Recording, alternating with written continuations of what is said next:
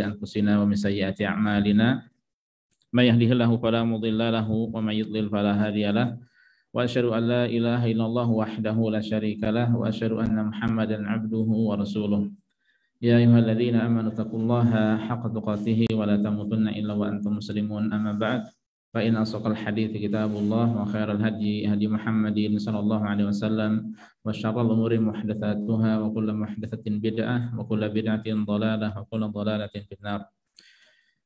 اللهم انفعنا بما علمتنا وعلمنا ما ينفعنا وزدنا علما. اللهم أرنا الحق حقا وارزقنا اتباعه وأرنا الباطل باطلا وارزقنا اجتنابه. رب اشرح لي صدري ويسر لي أمري واحلل عقدة من لساني يفقهوا قولي. Ma'asyiral muslimin, para hadirin, para jamaah yang hadir, demikian pula para jamaah yang mengikuti dari rumah, yang semoga senantiasa dimuliakan dan dirahmati oleh Allah Subhanahu wa taala. Ahlan wa sahlan bikum wa marhaba. Selamat datang semuanya pada kajian menjelang berbuka kali ini, di mana ini ya alhamdulillah kita sudah masuk hari ke-15 ya. Hari ke-15 yang mana hari bulan Ramadan semakin berkurang, sehingga hendaknya idealnya semestinya kita berusaha semakin tambah lagi dalam beramal soleh. Semoga Allah beri taufik dan kemudahan. Allahumma amin. Para jamaah sekalian azanillahu wa iyyakum, pada kesempatan kali ini dalam kajian menjelang berbuka puasa bersama, insyaallah bersama-sama kita akan belajar seputar kalimat tauhid. Kalimat tauhid ya, secara khusus kita akan membahas secara singkat seputar makna, rukun dan syarat-syaratnya. Kita sering mendengar istilah kalimat tauhid. Kalimat tauhid itu ikhlas sekalian, para jamaah sekalian, yaitu kalimat la ilaha illallah. Kalimat tauhid adalah kalimat la ilaha illallah. Kalimat ini memiliki nama yang lain, disebut juga sebagai kalimat ikhlas ya, karena terkandung padanya keikhlasan bahwa tiada sesembahan yang hak kecuali hanya Allah semata ya, kemudian berbagai macam ibadah hanya ditujukan pada Allah, dan itulah hakikat dari ikhlas yang mengharap wajah Allah semata, ibadah hanya pada Allah semata, tidak pada selainnya. Dan kita tahu bahwa kalimat tauhid yang merupakan la ilaha illallah ini merupakan rukun Islam yang pertama. Ya, dua kalimat syahadat diantaranya adalah la ilaha illallah. Bahkan ini sangat penting ya bagi kita semuanya sebelum melakukan amalan-amalan atau sebelum melakukan rukun-rukun Islam yang lainnya. Bahkan sekiranya rukun Islam yang lainnya, entah itu salat, zakat, puasa, haji, tidak dibangun di atas tauhid, maka tidak ada faedahnya. Amalan-amalan itu ketika tidak dibangun di atas tauhid, tidak ada keikhlasan pada Allah, tidak ada ketulusan dalam beribadah pada Allah Subhanahu wa taala, maka tidak ada faedahnya. Ya, makanya ini adalah kalimat yang sangat penting sekali bagi kita semuanya untuk dipelajari. Sebagaimana kalimat la ilaha illallah merupakan cabang keimanan yang paling tinggi. Rasulullah SAW mengatakan, ya, al-iman bid'un wa situna aw bid'un wa sab'una syu'bah fa'alaha qaul la ilaha illallah wa adnaha imatatul adza 'anil thariq wal haya'u syu'batun minal iman. Bahwa iman itu ada 60 atau 70 sekian cabang. Cabang yang paling tinggi adalah la ilaha illallah. Ya, adapun yang rendah, paling rendah adalah menyingkirkan gangguan dari jalan, dan rasa malu itu adalah cabang dari keimanan. Ini menunjukkan hal yang sangat penting sekali bagi kita semuanya. Dan kalimat tauhid ini merupakan kewajiban pertama dan terakhir bagi seorang hamba. Ya. Kapan saja seorang tidak bisa lepas, bahkan tidak boleh lepas dari kalimat tauhid ini. Ketika orang hendak masuk Islam, maka dia mengucapkan kalimat tauhid. Dan ketika dia menutup usianya dengan kalimat tauhid, maka jaminannya adalah surga. Ya. Man kana akhiru kalamihi la ilaha illallah dakhala al-jannah. Siapa yang kalimat terakhirnya adalah la ilaha illallah, niscaya dia akan masuk surga. Dan kita tahu ya, bahwasanya fala tamutunna illa wa antum muslimun, jangan kalian meninggal dunia kecuali dalam keadaan Islam. tentu saja dalam keadaan mengesahkan Allah, mentauhidkan Allah Subhanahu wa taala. Dalam keadaan menjaga kalimat la ilaha illallah. Tauhid merupakan ilmu dan amalan paling agung bagi hamba. Ya. Sesuatu yang paling agung bagi hamba yang harus dia jaga adalah tauhid pada Allah. Adapun sesuatu yang paling buruk yang harus dia jauhi adalah lawan dari tauhid. Apa itu? Syirikan pada Allah Subhanahu wa taala. Ya, makanya ini harus benar-benar diperhatikan, harus benar-benar dijaga oleh kita semuanya. Sebagaimana kalimat tauhid merupakan al-urwatul wuthqa, atau tali atau buhul ikatan yang sangat kuat, yang sangat kokoh. Ya. Siapa yang beriman pada Allah, ya, dan menjauhi taghut, maka sungguhnya dia telah berpegang teguh dengan al-urwah al-wuthqa, yaitu tali ikatan yang sangat kokoh, yang sangat kuat. Ya, beriman pada Allah dan menjauhi taghut, dan keimanan yang sungguhnya ketika dia mengesahkan Allah, ya, dan jauh dari taghut berarti jauh dari segala sesembahan selain Allah Subhanahu wa taala. Dan ini juga disebut oleh sebagian ulama sebagai kalimat taqwa, ya, kalimat ketakwaan, kalimat tauhid, kalimat ikhlas, kalimat ketakwaan juga disebut sebagai kalimat thayyibah, kalimat yang baik, ya. Sebagaimana disyariatkan ibadah wajib dan sunnah itu adalah untuk menyempurnakan tauhid. Ya, sudah disampaikan tadi bahwa bangunan dasar dari ibadah-ibadah yang wajib maupun sunnah adalah tauhid, ya, asas yang paling mendasar. Ya, yang paling mendasar adalah tauhid ini. Ya, makanya seseorang yang belajar agama belum memahami hakikat tauhid, ya, maka dia seakan-akan belum paham agama ini. Ya, meskipun dia salat, dia zakat, dia puasa Ramadan, ya, bisa atau rentan dia jatuh atau terjerumus ke dalam kesyirikan, ke dalam riya, ya. Karena apa? Karena tidak mengetahui konsep tauhid ini, ya. Kemudian siapa yang mengucapkannya dan mengamalkannya, ya, dijanjikan masuk surga seperti apapun amalannya. Ini hal yang sangat penting sekali para jamaah sekalian azanillahu wa iyyakum, di mana seseorang ketika dia mengucapkan kalimat ini, ya, kemudian dia menjaga konsekuensinya hingga dia meninggal dunia, meskipun dia memiliki dosa-dosa, maka Allah Subhanahu wa taala akan masukkan baginya, maka Allah akan masukkan dirinya ke dalam surga, ya. Dalam sebuah hadis yang diriwayatkan oleh Al-Bukhari dan Muslim, Rasulullah SAW mengatakan, man syahida la ilaha illallah wahdahu la syarikalah wa anna Muhammadan abduhu wa rasuluh.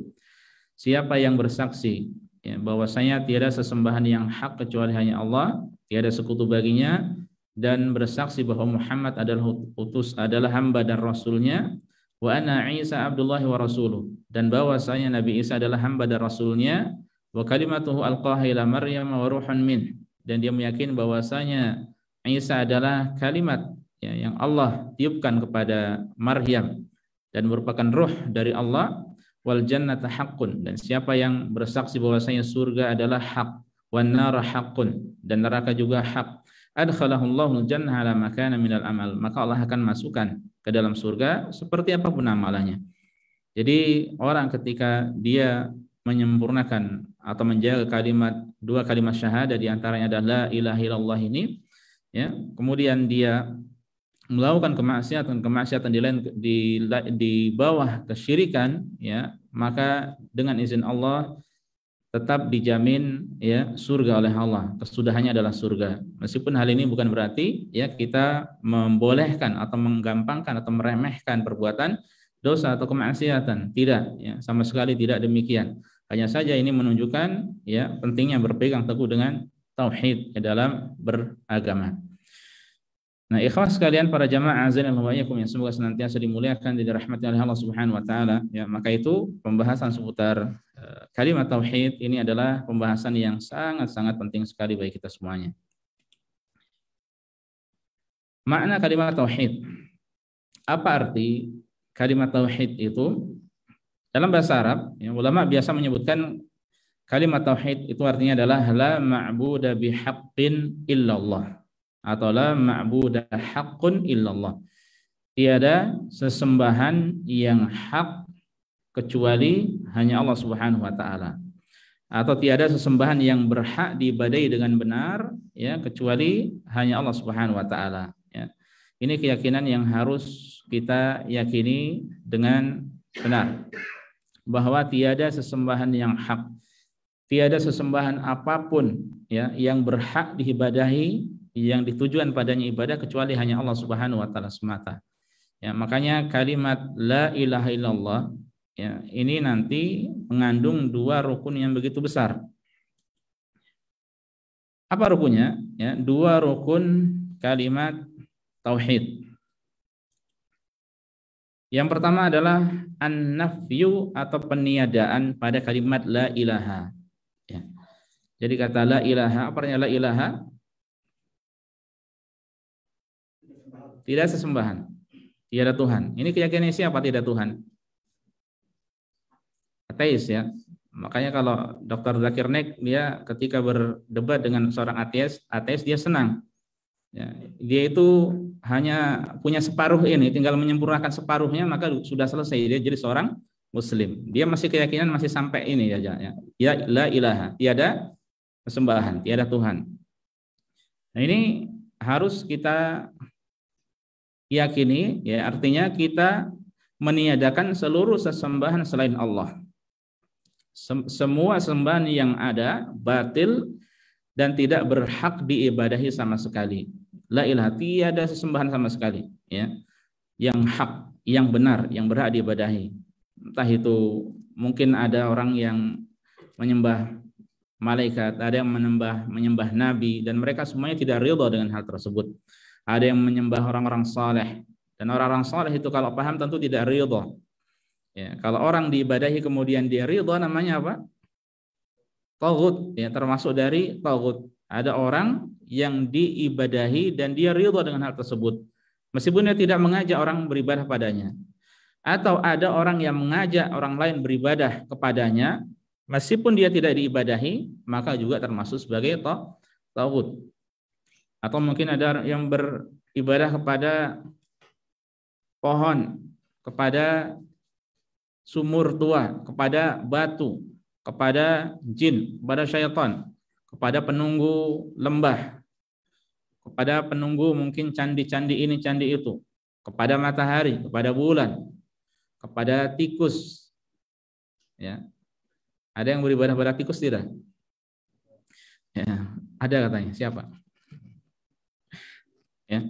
Pokoknya peribadatan apa saja yang diyakini bahwasanya itu adalah sesembahan dari selain Allah, maka kita yakini la ilaha, kita nafikan, tiada sama sekali. Nah, ini an-nafyu artinya. Ini rukun kalimat tauhid ini. Yang pertama adalah an-nafyu, peniadaan, tidak adakan semuanya itu, ya. Adapun yang kedua adalah al-itsbat atau penetapan pada kalimat illallah, ya. Jadi tadi tidak ada sesembahan sama sekali, dihilangkan semuanya. Setelah tidak ada semuanya, baru kita tetapkan, ya, illallah, kecuali Allah semata. Kecuali Allah semata. Ini berarti penetapan, ya. Nah, ini artinya kita menetapkan hanya Allah semata sebagai satu-satunya Tuhan yang berhak diibadahi, tiada selainnya, ya. Ketika tadi kita meniadakan seluruh sesembahan selain Allah, apapun bentuknya, seperti apapun wujudnya, baik tampak atau tidak, ya. Yang kemudian itu kita tiadakan sama sekali, maka selanjutnya yang kita wujudkan, yang kita tetapkan hanyalah Allah Subhanahu wa taala semata. Tidak ada yang lainnya.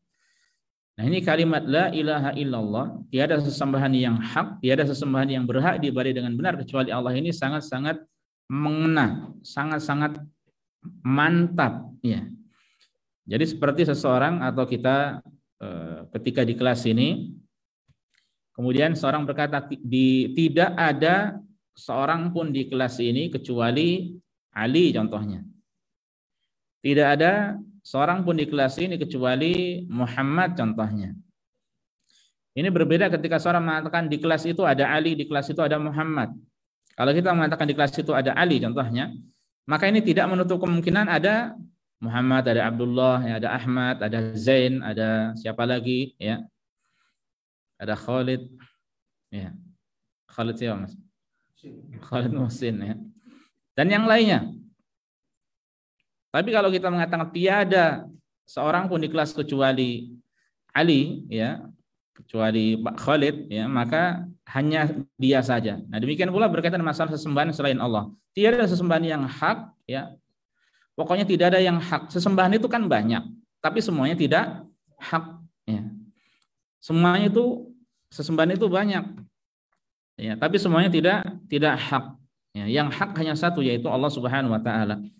Dan orang-orang musyrikin dahulu, ikhwas sekalian, para jamaah azanillahu wa iyyakum, mereka mengetahui makna dari kalimat la ilaha illallah ini. Makanya ketika diajak oleh Rasul sallallahu alaihi wasallam untuk beribadah pada Tuhan yang satu saja, responnya mereka bagaimana? Kan tidak suka.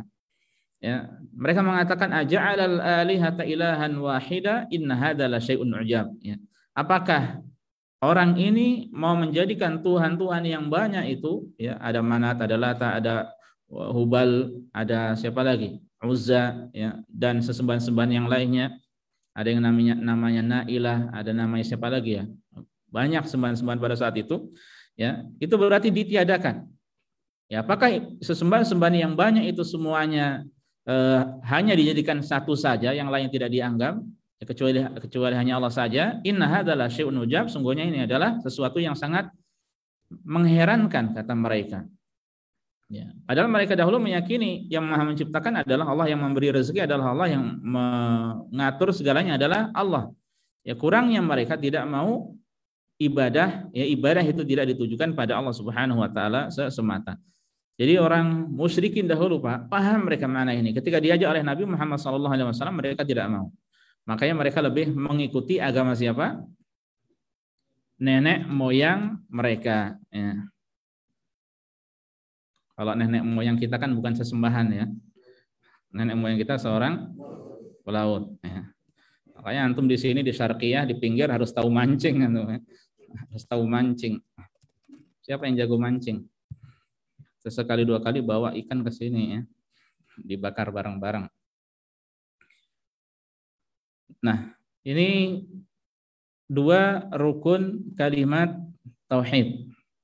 Ya, kalimat la ilaha illallah. Selanjutnya, jadi makna tadi sudah, kemudian rukun sudah, apa yang tersisa ya? Yang penting untuk kita pelajari ya, kita perlahan-perlahan di sini adalah syarat ya, 7 syarat kalimat tauhid. Jadi dalam mengucapkan kalimat ini itu ada syaratnya. Ulama mereka membaca ayat-ayat Al-Quran, hadis-hadis Rasulullah SAW, kemudian disimpulkan ada 7 ya. Dan kalimat ini tidak akan sah ya, dan diterima, maksudnya tidak akan sah dan tidak akan diterima dari seorang hamba melainkan dengan dilengkapi 7 syarat sebagaimana berikut. Ya, ini penting. Jadi ketika antum mengucapkan, maka perhatikan poin-poin ini juga. Tidak sekedar mengucapkan. Makanya seorang yang mengucapkan la ilaha illallah, la ilaha illallah, digunakan untuk zikir terus, ya, maka belum tentu menjadikan dirinya selamat di hadapan Allah Subhanahu wa taala. Ya. Yang pertama adalah mengilmuinya. Ya, akan menghilangkan kebodohan. Lawan dari ilmu adalah kebodohan. Apa maksud dari mengilmui kalimat ini?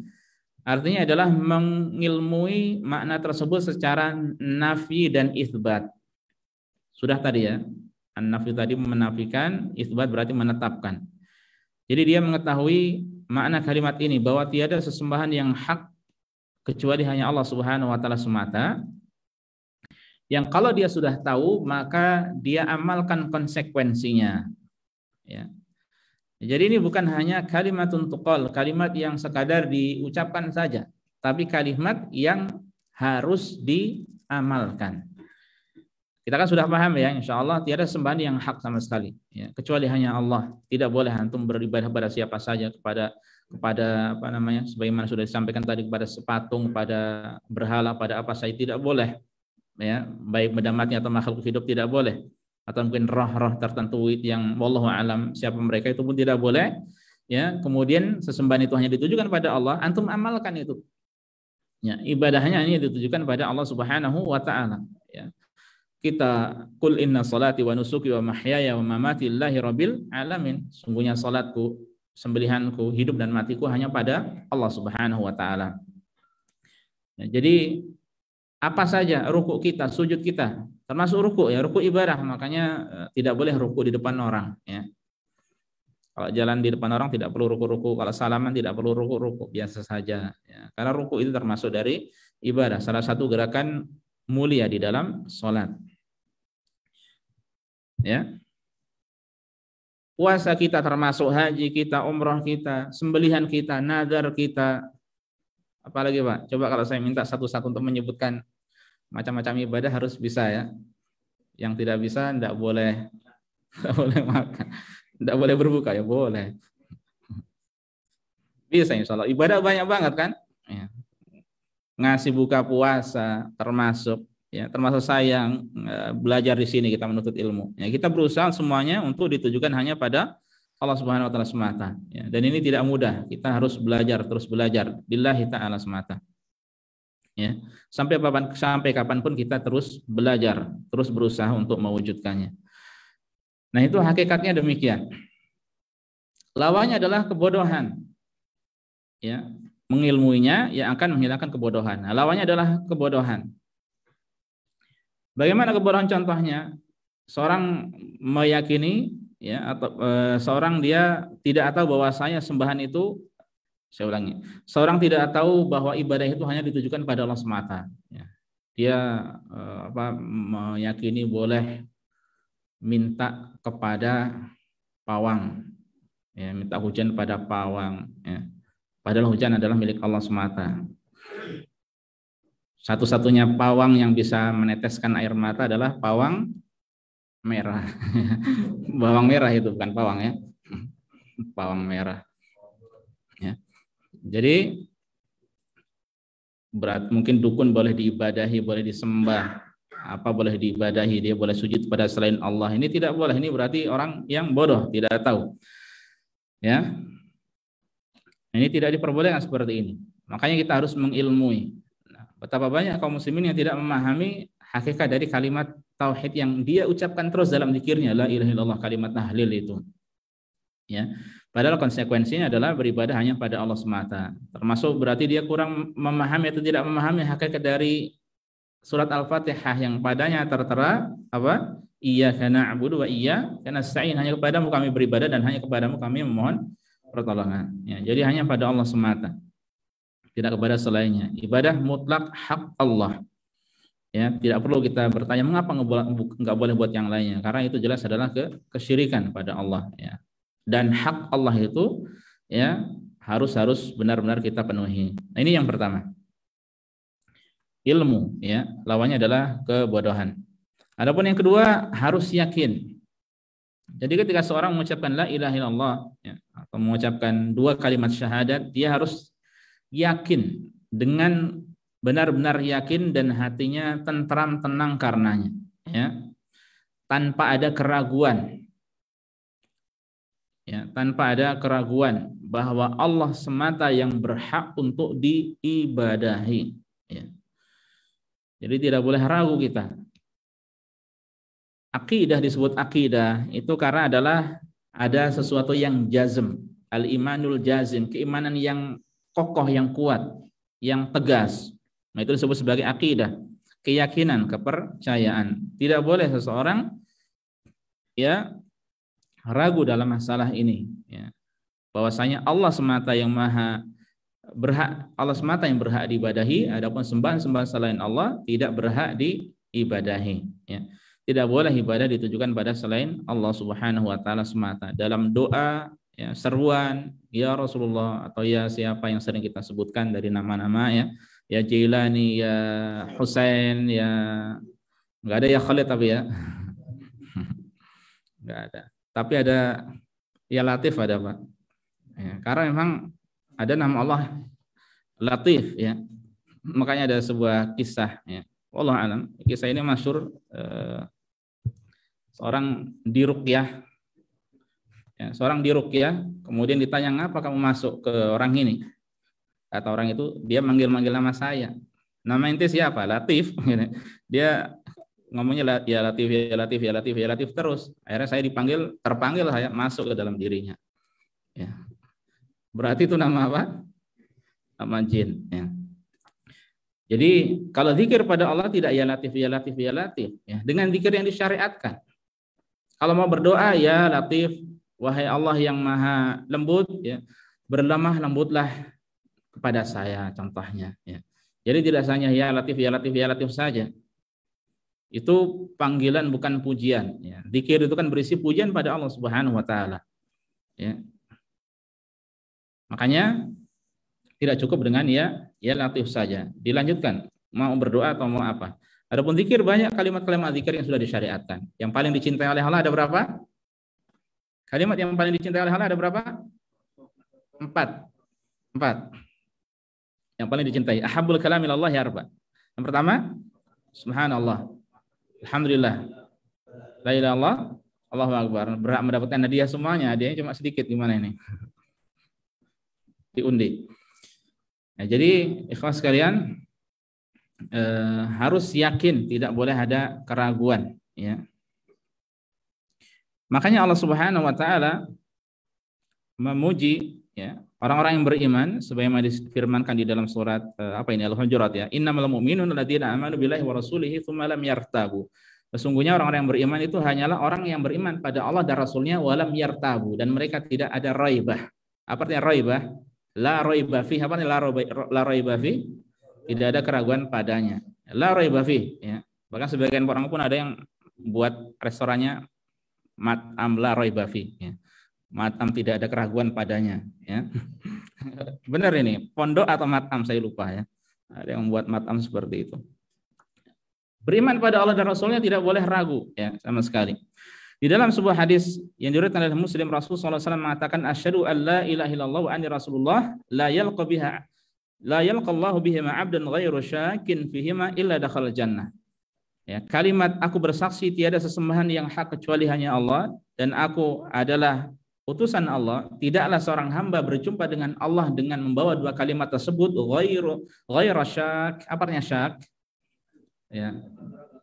Ya, tanpa ada keraguan. Pada keduanya illa dakhalal jannah, melainkan dia akan masuk surga Allah Subhanahu Wa Taala, ya. Nah, ini jadi ketika kita mengucapkan kalimat la ilaha illallah, amalkan, tidak boleh ragu bahwa Allah semata yang berhak diibadahi, tidak boleh meyakini ada sembahan-sembahan yang lainnya yang hak. Sesembahan banyak, tapi yang tidak boleh kita yakini adalah sesembahan yang hak. Semua sembahan selain Allah pokoknya batil, ya. Pernah juga Nabi SAW berkata kepada Abu Hurairah, "Man laqita wara'a hadzal ha'id yashhadu an la ilaha illallah mustaqinan biha qalbuhu fabashirhu bil jannah." Hadis sahih riwayat Muslim. Wahai Abu Hurairah, siapa yang kau temui di belakang kebun ini, dia bersaksi bahwasanya tiada sesembahan yang hak kecuali hanya Allah, dia yakin hatinya, maka berilah kabar gembira padanya dengan surga. Jadi kalau kita sudah yakin, tinggal dijaga keyakinan ini. Kita amalkan, kemudian kita jaga, ya, sampai kita meninggal dunia, ya, itu saja. Baik, itu yang kedua. Jadi harus yakin, ya, akan menghilangkan keraguan-raguan. Tidak boleh ragu-ragu. Ya, saya Tuhan itu banyak, ya. Saya ragu-ragu Tuhan itu 2 atau 3. Ini kalimat-kalimat yang bisa mengeluarkan seseorang dari keislaman. Ya. Baik, yang ketiga al-qabul atau menerimanya. Yang pertama al-ilmu, yang kedua al-yaqin, yang ketiga al-qabul, yaitu menerimanya yang akan menghilangkan sikap penolakan. Jadi maksudnya dia menerima segala konsekuensi dari kalimat ini dengan hati, lisan, dan anggota badannya. Ya. Kalau ada kabar-kabar dari Allah, maka dia harus menerimanya. Ya, dia beriman dengan segala kabar yang datang dari Allah dan datang dari Rasulullah SAW. Ya, dia menerimanya, tidak boleh menolak sedikit pun. Ya, tidak boleh ditakwil-takwilkan dengan takwil yang tidak benar, ya. Tidak boleh diselewengkan firman Allah Subhanahu Wa Taala. Harus diyakini, ditafsirkan sebagaimana, ya, yang datang dari salafus saleh dahulu, 3 generasi utama dahulu. Nah, ini harus benar-benar kita menerimanya, tidak boleh tidak. Nah, lawan dari menerima ini adalah menolak, ya. Menolak, di antara bentuk menolak di sini adalah menolak sebagian hukum-hukum atau bahkan semua hukum Allah, atau termasuk menolak al-hudud, ya. Al-hudud itu yaitu apa namanya? Hukuman Allah seperti potong tangan untuk pencuri, ya. Kemudian rajam untuk berzina, atau kalau belum muhsan atau belum menikah maka dia dengan dia apa? Dicambuk, ya. Atau demikian pula termasuk dia menolak poligami contohnya. Ini menolak keyakinannya, ya. Berbeda kalau seorang wanita mungkin saya belum siap. Saya yakin itu dari Islam tapi saya belum siap. Ya, mengapa kok belum siap? Ya, mungkin alasannya banyak. Di antaranya dia sangat sayang sama suaminya, ya kan? Jadi ini namanya penolakan. Ya, kalau seperti ini dia menolak dan ini tidak diperbolehkan.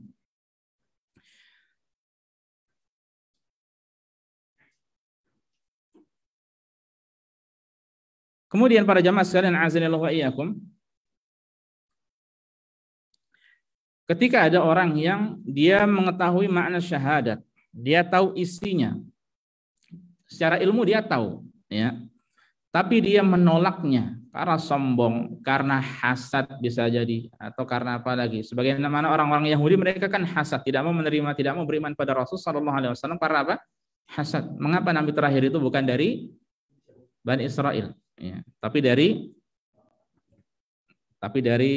bangsa Arab, ya. Nah, maka apabila seperti ini, ya, maka ini termasuk dari melakukan lawan dari poin yang ketiga, itu dia tidak menerima. Dengan kata lain dia menolak, ya. Allah Subhanahu wa taala mengatakan, "Alladzina atainahumul kitaba ya'rifunahu kama ya'rifuna abna'ahum wa inna fariqan minhum la yaktumuna al-haqqa wa hum ya'lamun." Sesungguhnya orang-orang yang kami berikan pada mereka Alkitab, ya, dari orang Yahudi dan Nasara, mereka mengetahui Muhammad sallallahu alaihi wasallam sebagaimana mereka mengetahui anak-anak mereka. Mengetahui nabi akhir zaman, ya, siapa tanda-tandanya seperti apa, tahu mereka, ya. Makanya kan di akhir zaman kan mereka menanam pohon yang disebut sebagai pohon gharqad. Tahu dari mana? Tahu dari hadis Rasul sallallahu alaihi wasallam. Di mana nanti di akhir zaman ada orang-orang yang lurus benar-benar berpegang pada sunnah akan memerangi mereka orang-orang Yahudi. Kemudian mereka lari tunggang landang, ya, ada yang sembunyi di balik batu, ada yang sembunyi di balik pohon. Semua pohon akan mengabarkan, wahai Abdullah, ini orang Yahudi, bunuh dia. Kecuali pohon apa? Gharqad, ya. Kecuali pohon gharqad, ya. Mereka tahu dari mana? Dari hadis Rasul sallallahu alaihi wasallam. Ya. Itu diamalkan, mereka diperbanyak pohon itu, ya. Tapi tidak mau beriman pada Rasul Shallallahu Alaihi Wasallam, ya, kesombongan karena hasad yang ada di dalam diri mereka. Nah, demikian pula ikhwas sekalian, kalau kita tidak mengetahui dari perkara agama, jangan langsung kita tolak, jangan langsung kita ingkari, jangan langsung kita pungkiri, tapi dipelajari terlebih dahulu, karena bisa jadi itu termasuk agama, karena kita terlalu jauh dengan dunia kita sehingga jauh dari agama, kemudian kita menolak sebagian dari syariat ini, dan itu bisa fatal, ya. Makanya harus menerima, tidak boleh menolak sedikit pun. Baik, yang keempat, mematuhi, al-inqiyad al-munafi litark, artinya mematuhi yang akan menghilangkan sikap meninggalkan.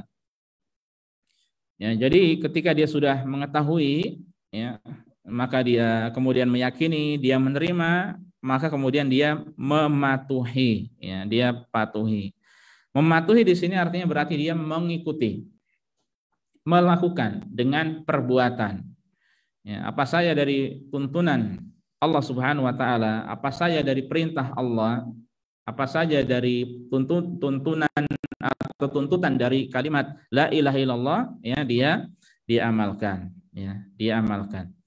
Meskipun nanti al-qabul ataupun yang ketiga itu menerima itu nanti pun pasti akan akan berbuah pada poin yang keempat ini, ya.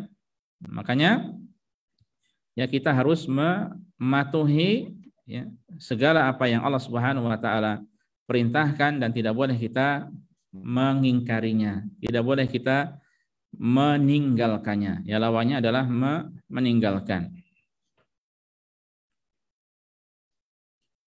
Allah Subhanahu wa taala berfirman, "Fala wa rabbika", demi Rabbmu, la yu'minuna, mereka tidak beriman hatta yuhakkimuka fima syajara bainahum, sampai mereka menjadikan dirimu sebagai pemutus keputusan terhadap perselisihan yang terjadi di atas mereka. Tsumma la yajidu fi anfusihim haraja, kemudian mereka tidak mendapatkan pada diri mereka haraj, ya, rasa tidak nyaman, mimma qadaita, dari apa yang kau putuskan, wa yusallimu taslima, dan mereka benar-benar menerima dengan kelapangan dada, ya. Jadi hukum Allah, hukum Rasul sallallahu alaihi wasallam ini kita harus mematuhi, yang meyakini, mematuhi dengan lapang dada, ya. Tidak boleh kita tidak patuh terhadap syariat ini, ya. Apalagi kalau sampai mengganti syariat Allah Subhanahu wa taala ini dengan hukum-hukum yang lainnya, ya, dengan hukum-hukum buatan manusia, ya. Maka ini tidak diperbolehkan. Berhukum dengan hukum Allah Subhanahu wa taala. Nah, ini yang keempat. Kemudian yang kelima adalah as-sidqu atau jujur, yang akan menghilangkan kedustaan. Lawan dari jujur adalah dusta. Jadi dia ketika mengucapkan kalimat tersebut, dia mengucapkannya dengan kejujuran, dengan ketulusan, ya, tidak sekadar dikeluarkan pada lisannya saja, ya, tapi benar-benar dia lahir batin itu jujur, ya, mengucapkannya. Kalau sudah seperti ini, para jamaah sekalian azanillahu wa iyyakum, maka sebagaimana yang disampaikan oleh Rasulullah SAW, man qala la ilaha illallah shadiqan biha dakhala jannah. Siapa yang mengucapkan kalimat la ilaha illallah, ya, dia tulus, dia jujur ketika mengucapkannya, maka dia akan masuk surga. Ya. Nah, ini juga kabar gembira, ya, bagi orang yang mengucapkan kalimat ini dengan penuh kejujuran, dengan penuh ketulusan, ya. Lawannya apa tadi? Dusta. Ya. Nah, ini berbeda ketika seorang berdusta. Orang yang berdusta dalam keimanannya, maka dia tidak disebut sebagai mukmin. Ya. Kalau dia menampakkan secara zahirnya dia sebagai mukmin, sebagai muslim, tapi di dalam hatinya tidak meyakini, maka dia disebut sebagai apa, ikhwan? Munafik, ya. Dia sebagai munafik. Orang dia mengucapkan kalimat syahadat la ilaha illallah, tapi hatinya benci, ya. Bersaksi Muhammad utusan Allah, tapi hatinya benci, maka ini adalah orang munafik. Keadaannya lebih buruk daripada orang kafir yang terang-terangan, ya. Kalau orang kafir kan terang-terangan, ya. Kita biasanya kalau melihat orang-orang umumnya ketika melihat seperti itu, ya, orang yang pengecut atau dengan cara seperti itu dia menampakkan sama secara zahirnya tapi batinnya tidak, maka disebut sebagai apa? Pengecut, ya. Sebagian menyebutnya juga apa? Wah, ini orang banci ini, ya. Karena apa? Tidak berani menampakkan hakikat dirinya, ya. Orang kafir, ya, terus-terusan mereka terus terang mereka menampakkan. Ya, kalau sudah kafir ya sudah, ya. Nah, jadi dalam satu keadaan mereka berani terus terang, orang kafir, ya, tidak seperti orang munafik yang tidak mau berterus terang. Dan munafik, ya, adalah sifat yang begitu buruk yang kata Allah Subhanahu wa taala, innal munafiqina fid darki al asfali minan nar wa lan tajid lahum nasira. Sungguhnya orang-orang munafik itu tempatnya di kerak paling bawah dari api neraka, dan engkau tidak akan mendapatkan orang yang bisa menolongnya, ya. Makanya lawan dari jujur juga di sini adalah berarti dia mendustakan, ya, mendustakan sebagian syariat Rasul Shallallahu Alaihi Wasallam. Ya, ini tidak diperbolehkan. Semestinya seseorang itu apa? Jujur, membenarkan, bukan mendustakan. Ya, kalau mendustakan ini tidak diperbolehkan. Baik, yang keenam adalah ikhlas. Ya, ikhlas yang akan menghilangkan kesyirikan dan riya. Ikhlas ini berarti amalan seorang, ya, dia tujukan kepada Allah Subhanahu wa taala. Dia hilangkan amalannya dari berbagai macam hal yang bisa merusaknya. Ya, ucapan perbuatannya dia tulus hanya pada Allah semata, mengharap ridha Allah, ya, bukan karena riya, bukan karena untuk dipuji, bukan karena untuk dilihat oleh orang lain. Ya, bukan untuk urusan dunia. Ya, bukan untuk alasan-alasan dunia baik yang lahir maupun yang batin, ya. Makanya Rasul mengatakan as'adun nas bi syafa'ati yaumal qiyamah man qala la ilaha illallah khalisan min qalbi. Orang yang paling bahagia dengan syafaatku pada hari kiamat adalah yang mengucapkan la ilaha illallah murni tulus dari dalam hatinya. Ini yang paling berbahagia nanti dengan syafaat Rasulullah sallallahu alaihi wasallam. Di dalam hadis yang lain Rasul mengatakan fa innallaha qad harrama 'alan nar man qala la ilaha illallah yabtaghi bidzalika wajhallah. Sesungguhnya Allah mengharamkan atas neraka orang yang mengucapkan la ilaha illallah dia mengharap semata wajah Allah. Haram atasnya neraka dan dijanjikan dengan syafaat Allah di surganya, ya. Ini yang keberapa? Yang keenam. Sisa berapa berarti? 1. Alhamdulillah, ya. Berarti waktu buka telah dekat. Al-mahabbah.